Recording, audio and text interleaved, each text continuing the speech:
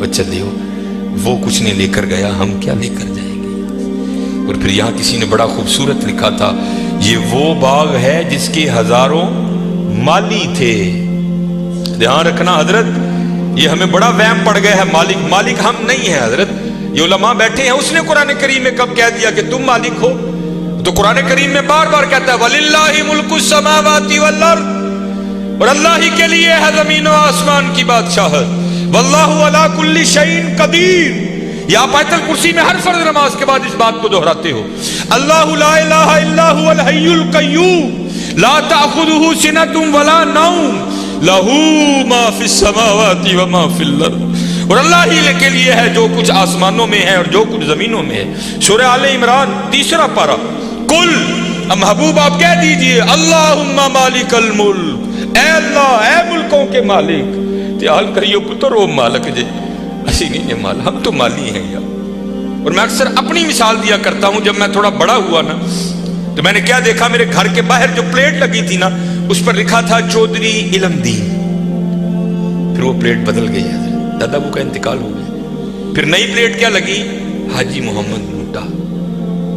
پتہ نہیں حضرت یہ پلیٹ کب تک رہتی، جگہ وہاں رہی حضرت، لیکن کیا ہوا حضرت، مالیوں کے نام بدلتے رہے حضرت۔ اسی مالی ہیں حضرت، اسی مالک نہیں ہے، مالک وہی ہے۔ اور میں یہاں ایک روایت بھی اکثر سناتا ہوں کہ آپ کہو گے مولوی صاحب ایمی ساڑھے کچھ ساڑھیاں زمینہ کھون لگے ہو، ان کو قرآن و حدیث سے بھی تو دلیل دینا۔ حضرت موسیٰ علیہ السلام کا دور مبارک تھا اور زمین کا ایک ٹکڑا تھا، 2 بندے لڑ پڑے آپس میں، ایک مالک تھا، ایک کا دل بے ایمان ہو گیا۔ اس سے پہلے کہ دونوں دستے گرے باں ہوتے، خون بہتا، کسی کی جان جاتی، وہ 4 بڑے وڈیرے وچ رلے، انہوں نے بہ کے کیا گال سنو، اللہ کے نبی حضرت موسیٰ علیہ السلام موجود ہے، کیوں ایک دوسرے کا گریباں پکڑتے ہو، چلو چل کے ان سے فیصلہ کرواتے ہیں۔ سارے لوگ حضرت موسیٰ علیہ السلام کے پاس حاضر ہوئے، عرض کی حضور زمین کا ٹکڑا ہے، یہ دعویٰ کرتا ہے زید کہ میرا ہے، بکر کہتا ہے میرا ہے، آپ اللہ کے نبی ہیں، آپ فیصلہ فرمائیں کس کا ہے۔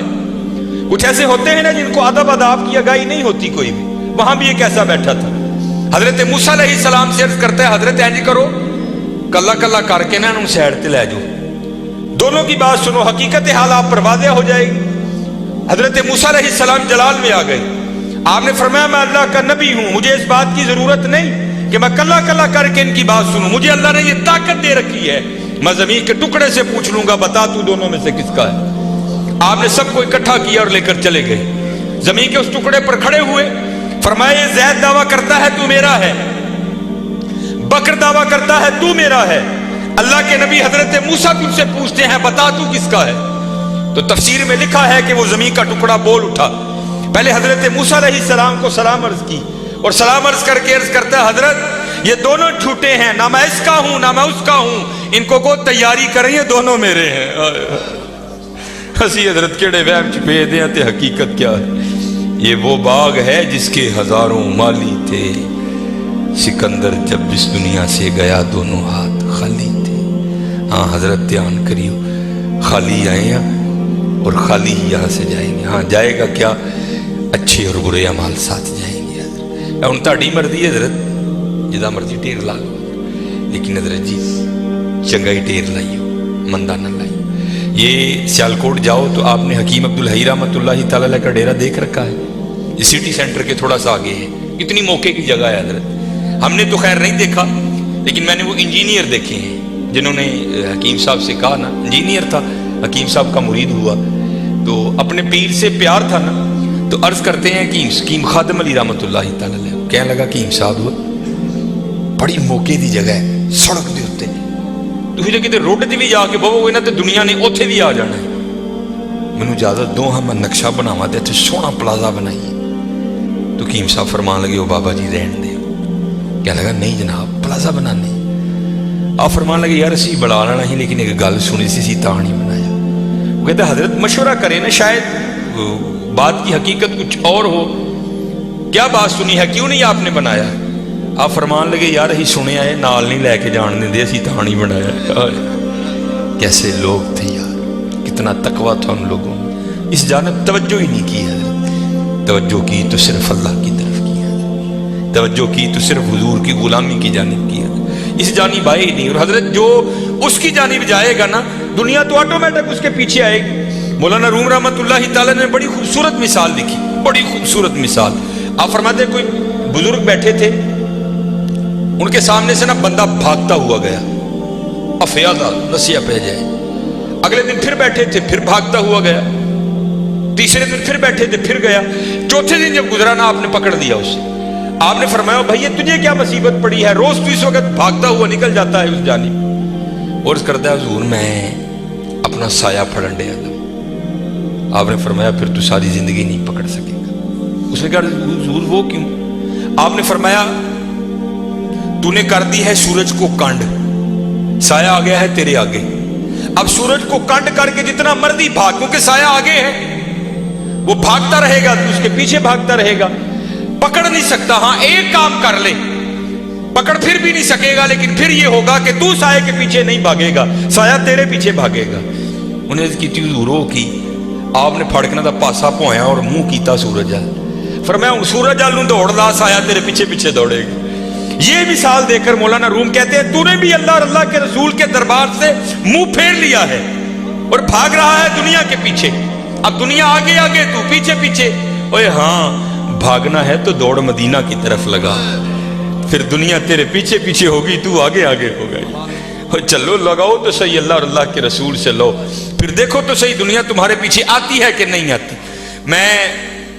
मुझे ये बात पसंद भी बड़ी है, अक्सर और पेशतर मैं सुनाता हूं, क्योंकि ये जो बड़े लोग हैं ना हजरत, इनका कमाल ये है कि ये छुपाते हैं खुद को। और मेरा दिल कहता है, क्योंकि हकीम अब्दुल हई रहमतुल्लाहि तआला की 7वीं पुश्त थी विलायत पर, खत्म हो गई आकर, उसके बाद सिलसिला नहीं चल सका आगे।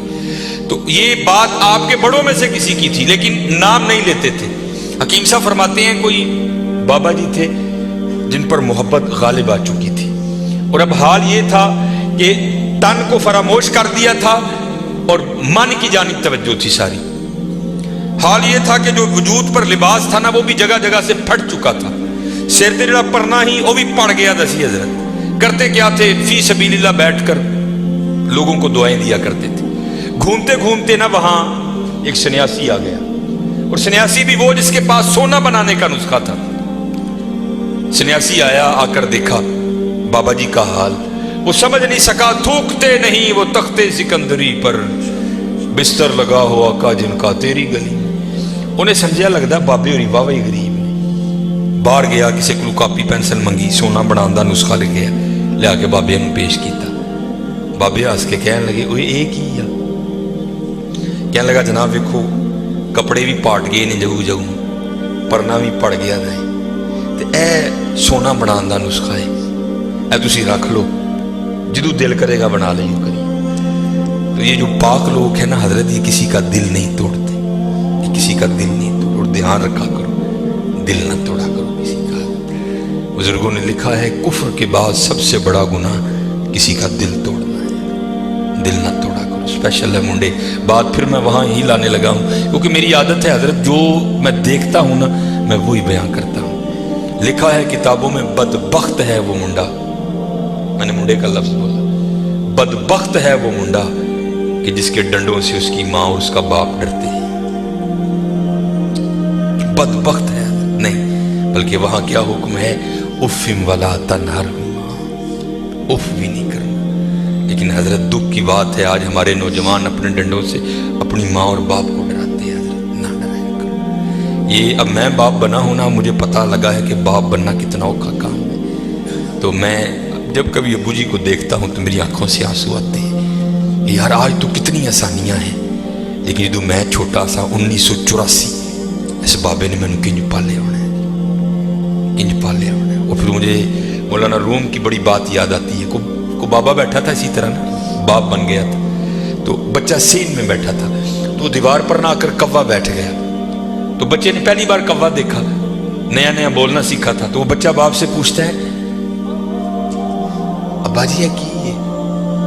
तो बाप ना मुंह चूम के बैठे का कहता पुत्र एनू कां कहते हैं। तो आपको पता है बच्चों की आदत है बात को दर। वो फिर पूछता है अब्बा जी की? वो फिर मुंह चूम के कहता है बेटा इसको कौवा कहते हैं। और मौलाना रूम ने मसनवी में लिखा है कि 70 बार बेटे ने पूछा, बाप ने 70 बार मुंह चूम के जवाब दिया। वक्त बीत गया हजरत, जवान बच्चा जवान हो गया, जो जवान था वो बूढ़ा हो गया। वक्त बीतते पता तो नहीं ना लगता, टाइम तो वक्त गुजर जाता है। वो एक दिन बाबा बैठा सेन में, वो लड़का को काम कर रहा था, तो दीवार पे कब्बा बैठा आके, वो बाबे को बचपन याद आ गया। कहता चलो भला पूछी है मुंडा की करता है।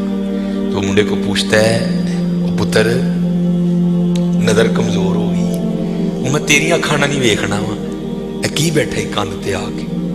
तो वो मुंडा देख के ना बड़ा औखा, भाई अब्बा जी नहीं लभदा तो की लोड़ है वेखण दी, कहाँ बैठा था जी।